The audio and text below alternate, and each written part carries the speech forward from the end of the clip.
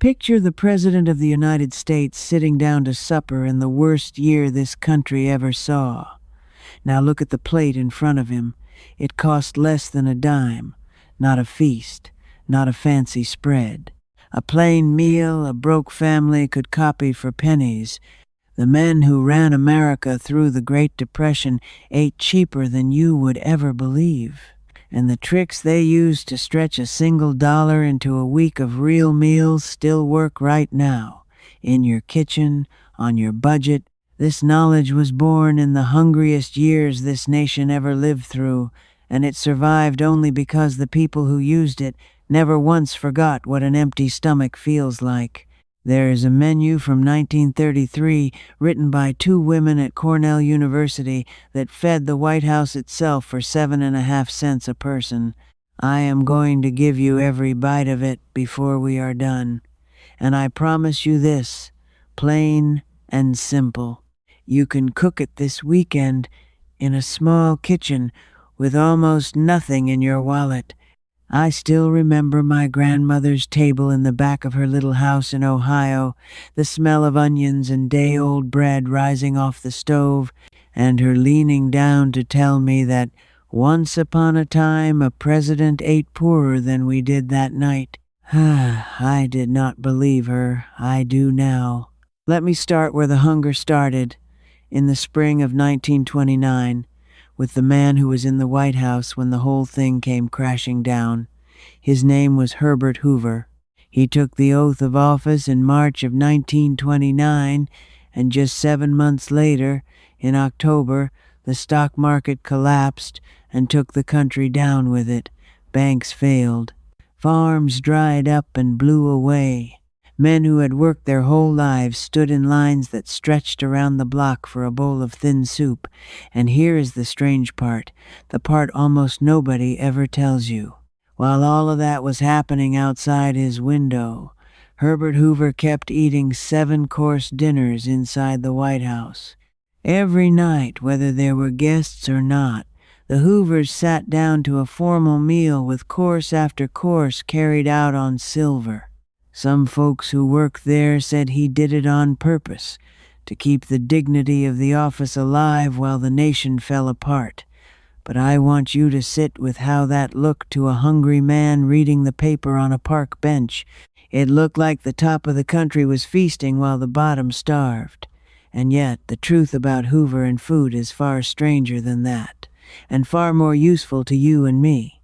Because before he was ever president, this same man was the single greatest food saver this country has ever produced. During the First World War, back in 1917, Herbert Hoover was put in charge of the United States Food Administration. His whole job was to teach a nation how to waste nothing. He did it so well that his name became a word. To Hooverize meant to save food, to stretch it, to let not one scrap hit the trash. People signed pledge cards in their own kitchens. Meatless Mondays. Wheatless Wednesdays. Families learned to cook 1 day a week with no meat at all and 1 day with no wheat, and they saved millions of tons of food doing it. His own favorite meals were plain as a fence post. He loved a simple corn pudding, soft and cheap, made from cornmeal, milk, and a little egg. He liked his food honest and unfussy. So here is the paradox that hangs over the whole Hoover story. The man who taught America to save food was the same man photographed eating 7 courses while people begged, and out of that contradiction grew a poison that would cost families dearly for the next 50 years. People began to believe that eating cheap was shameful, that beans and cornmeal and stretched leftovers were something to hide, that real success meant a table piled high. But everything about that belief was about to be turned upside down by the woman who moved into that same White House 4 years later.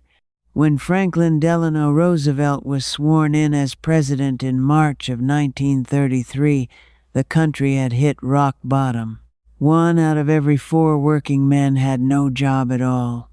And his wife, Eleanor Roosevelt, did something that had never been done by a first lady in the history of this nation. She deliberately, on purpose, served cheap food to the most powerful man in the world. She was not doing it to be cruel. She was doing it to send a message to every worried mother in America. If the White House can eat this way and hold its head high, so can you. There is no shame in it. She wanted the nation to see the president's own family eating the same frugal meals that a laid-off factory worker's family would eat, so that nobody would feel small for doing what they had to do to survive. To pull it off, Eleanor turned to the smartest food minds she could find. She worked with the home economics experts at Cornell University in New York, two remarkable women named Flora Rose and Martha Van Rensselaer, who had spent years figuring out how to feed a family well on almost no money at all. Together they built menus down to the penny. And in 1933, Eleanor served one of those meals right there in the White House dining room, a full lunch that came out to 7.5 cents per person.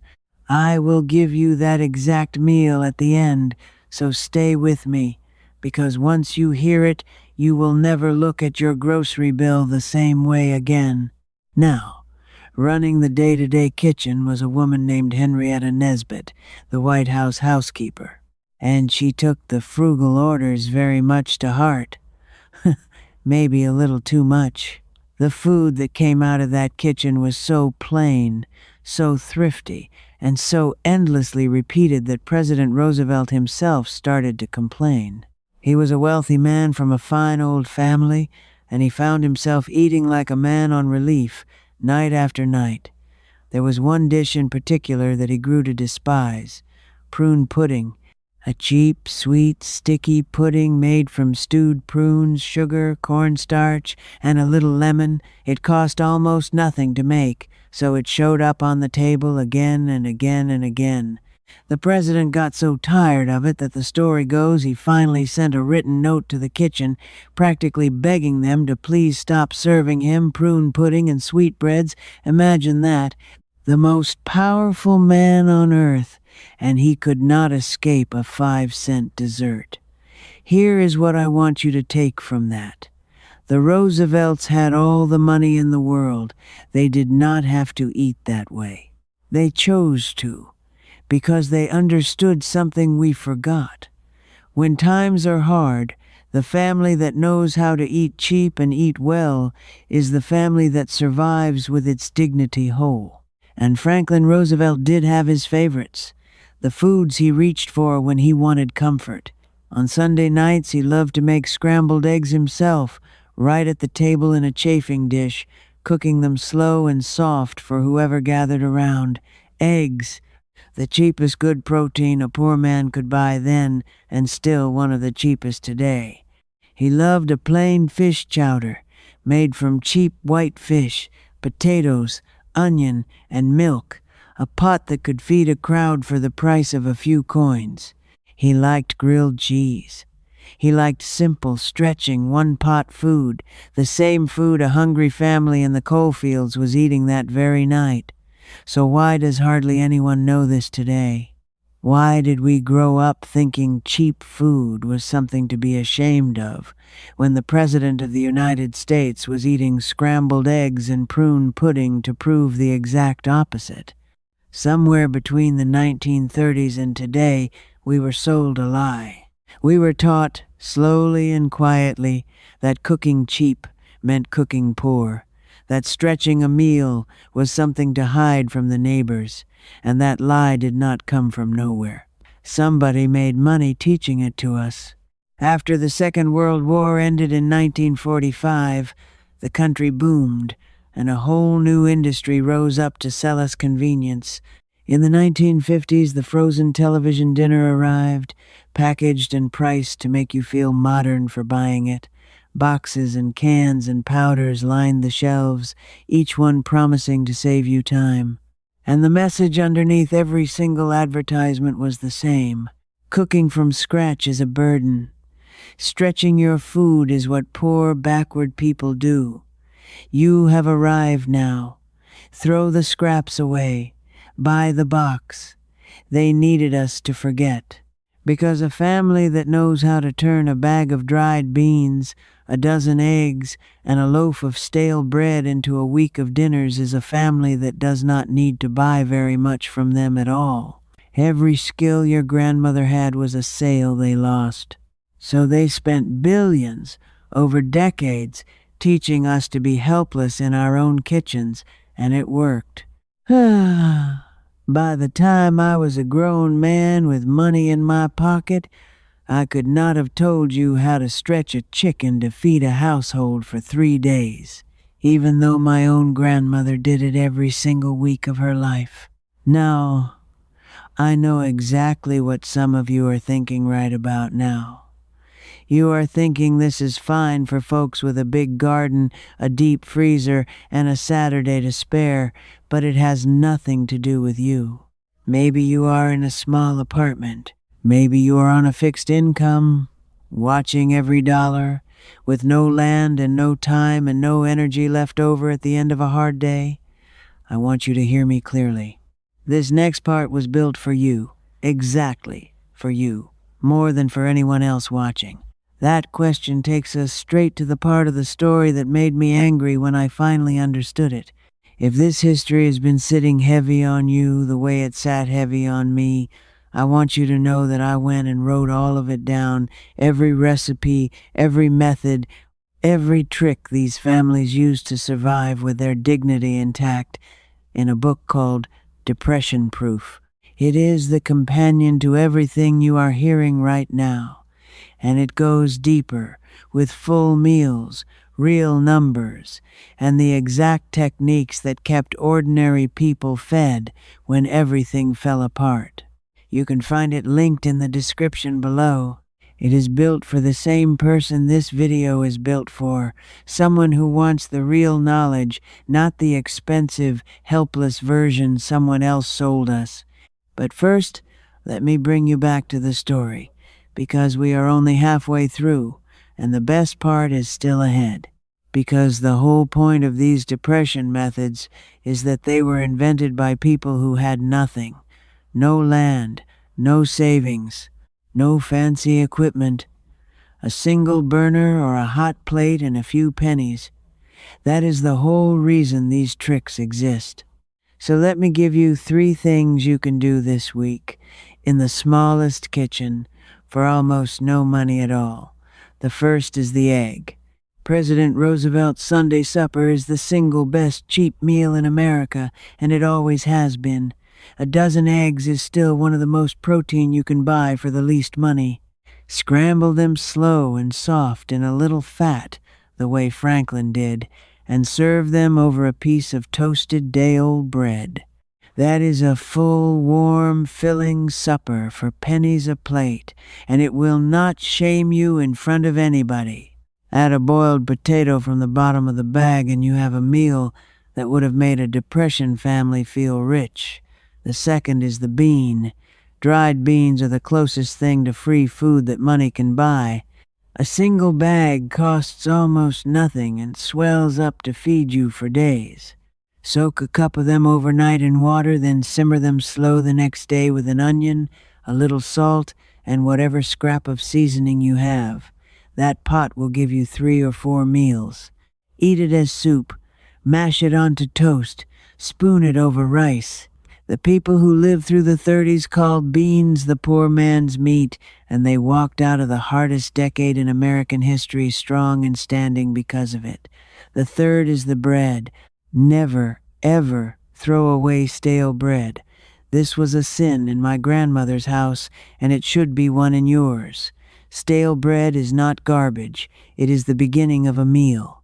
Tear it up, soak it in a little milk and a beaten egg, sweeten it if you can, and bake it soft into a bread pudding, the very dessert that fed millions through the Depression for the price of scraps. Or lay it in the bottom of a bowl and pour hot soup over it to stretch that soup twice as far. Day-old bread from the discount rack costs almost nothing, and it turns into 2 or 3 different meals in the hands of someone who knows the old way. None of that needs land. None of it needs a freezer. None of it needs money you do not have. It needs only the knowledge, and I am handing you that knowledge right now, the same way it was handed to me across that kitchen table in Ohio. But before we get to the meal I promised you, I want to take you back one president further, to a quiet man who understood all of this in his bones long before the crash ever came. His name was Calvin Coolidge, and he was president through the 1920s, right up until March of 1929, just before the storm hit. Coolidge was a Vermont farm boy, tight with $1 in the way only a New England countryman can be. They used to joke that he could squeeze a nickel until it screamed, and his tastes at the table matched the man exactly. He loved plain, honest food from the farm he grew up on. Corn muffins, simple roasts, and above all, good Vermont cheddar cheese, sharp and sturdy, the kind that keeps for a long time and feeds you cheap. Coolidge understood a truth that the whole roaring decade around him had forgotten.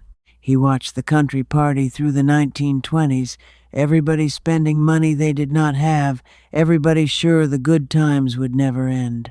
And he kept right on eating his corn muffins and his cheddar, living below his means, because a farm boy knows that winter always comes.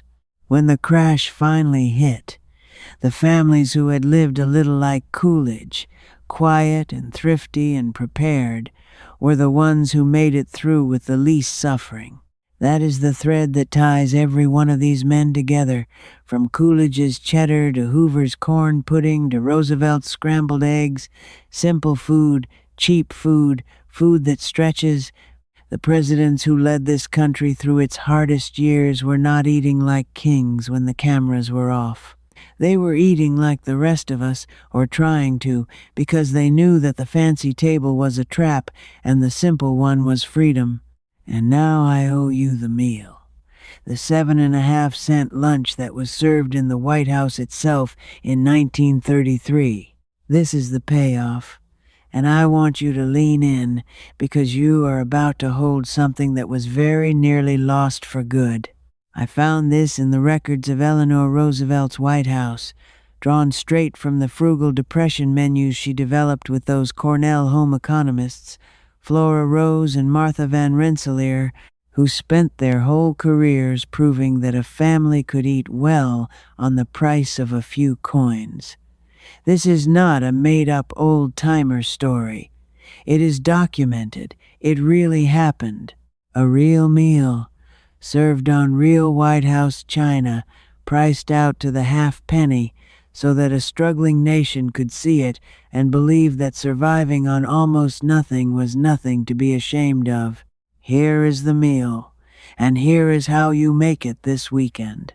The center of the plate was hot stuffed eggs in tomato sauce. You take your eggs and boil them hard, cool them, and cut them in half. Scoop out the yolks and mash them with a little seasoning and a spoonful of whatever fat you have, then pile that mixture back into the whites. Now lay those stuffed eggs into a simple tomato sauce. Just canned or fresh tomatoes cooked down with an onion and a pinch of salt, and let them warm through together. That is your protein, your comfort, and your main dish, all built from the cheapest food in the store. Alongside that went mashed potatoes, plain and filling, made from potatoes that cost almost nothing by the sack, and bread, day-old and stretched, the way we already talked about. And to drink, a little milk or coffee. Then came the dessert that broke Franklin Roosevelt's spirit. Prune pudding. You simmer prunes soft in water, sweeten them, thicken the liquid with a spoonful of cornstarch, and squeeze in a little lemon if you have it. It sets up into a sweet, dark pudding for the price of practically nothing. The president hated it because he ate it so often. But for a family that had not tasted anything sweet in weeks, it was a small miracle in a bowl. Add it all up the way those Cornell women did, and the whole meal came to 7.5 cents a person. A full lunch. protein, starch, bread, and dessert. Served to the most powerful man in the world, in the middle of the Great Depression, on purpose, to prove to you and me that we could do the same. Now think about what that means today. Eggs, potatoes, an onion, a can of tomatoes, a bag of prunes, a little sugar and flour. Even now, with prices the way they are, you can feed a whole household that exact meal for a tiny fraction of what one fast food combo costs you. And it is better food, real food, food that fills you and does not shame you. Here is the part that gives me chills every time I think about it. This meal existed. It fed a nation through its darkest hour. And then it was buried. Prosperity came, and the boxes and the cans and the frozen trays came with it, and a whole industry taught us to sneer at exactly this kind of cooking until most of America forgot it entirely. But it never died all the way. It survived in the back kitchens of old farmhouses, at tables like my grandmother's, passed quietly from one careful hand to the next by people who refused to forget what they learned in the hungry years. And now it lives in you. You are holding it. That thread reaches all the way back from your kitchen this weekend to Eleanor Roosevelt's White House in 1933, and you are the one keeping it alive now. I spent most of my grown life ignoring every word my grandparents tried to teach me. I thought I was too modern for it. I thought the good times would last forever, and the old ways were just sad stories from a world that was gone. Then the money got tight, and the prices climbed, and one hard winter I went back to the exact tricks I had rolled my eyes at as a boy, and every single one of them still worked. That is what this really is. It is not just a cheap meal. It is the thing that was taken from us quietly for someone else's profit, handed back at last. You are the kind of person who always suspected that real, tested, honest knowledge was set aside on purpose while somebody sold us the expensive, helpless version instead. You were right. You always were. And now you have proof you can cook and eat. So let me ask you something, and I truly want your answer. Would you eat President Roosevelt's prune pudding? The very dessert he begged his own kitchen to stop making? Or does that one sound like a step too far even for you? Tell me in the comments below. I read them, and I want to know where you draw the line. Leave your answer right now before you click away, because I am building the next meal around what you tell me. And if you feel that thread I have been talking about, that quiet line of people who refuse to let this knowledge die, then join us. This is a whole community of folks recovering the survival wisdom that was almost taken from us for good, one forgotten method at a time. Subscribe and stand with us, because next time I am going to show you the single ingredient that Depression families kept in a jar by the stove and used to stretch meat so far that 1 pound fed a family for most of a week, and once you see what it was, you will wonder how we ever forgot it. I ignored my grandmother for 40 years. Do not wait as long as I did. The old ways are still here, still working, still waiting for you at the kitchen table. Pull up a chair. I gave you the overview, but there's so much more. Inside the hard times circle, I pick up right where we stopped, walking you through those Depression-era White House menus dish by dish. Ask me your own questions there, and a real person, me, answers you myself. You'd belong among thousands of thrifty folks just like you. Just point your phone's camera at the code on screen. Cancel any time with one click.